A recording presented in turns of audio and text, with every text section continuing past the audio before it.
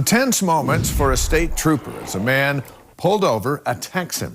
That man was going for the trooper's gun until a truck driver just happened to drive by and saw it all happening. News specialist Alex Cabrero spoke to him and joins us live from North Salt Lake. Alex, this story could have had a tragic ending.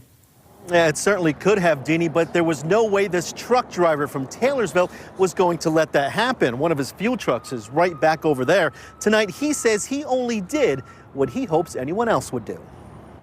You see a lot of crazy things when you're driving. Darren Phillips could write a book about being a truck driver. Mainly a lot of crazy drivers, cutting us off.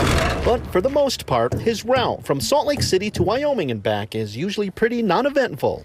Until yesterday. That's the craziest thing I've ever done. Just past Green River on I-80, he saw a Wyoming state trooper and a guy the trooper had pulled over. I could see the two of them wrestling around fighting, and there was nobody else around. Phillips knew he had to help. I put my brakes on and I jump out, and by this time the trooper is on his back and the guy's on top of him. The trooper saw me running over, and as soon as I got up to him, he says he's going for my gun. And he might have got the gun if not for what Phillips did next. So I just came around behind him and just reached around, put my arm right there, and I held it with my other hand, and I stood up and I just went back, and as I went back, he just came back with me and just fell right on top of me. Phillips just held him there until another trooper arrived and the man was handcuffed.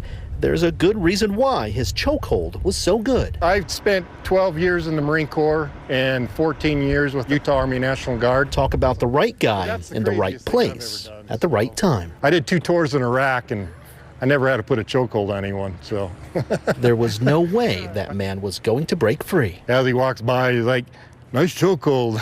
The trooper had some minor cuts, but he's expected to be okay. Thanks to Phillips, who, if he does write a book, will now have a pretty good chapter. Anything I could do for those guys who put their life on the line every day for us, hey, I'll do anytime. A lieutenant with the Wyoming Highway Patrol also told me they found 74 pounds of marijuana in that man's car, as well as some cocaine. He is now in jail. He has been identified as 36-year-old Lucas Roberts from California. The lieutenant also told me there is no doubt that Phillips is a hero, and he can't thank him enough for helping out. David Deanie. Hey, we salute Phillips tonight. Alex, thanks.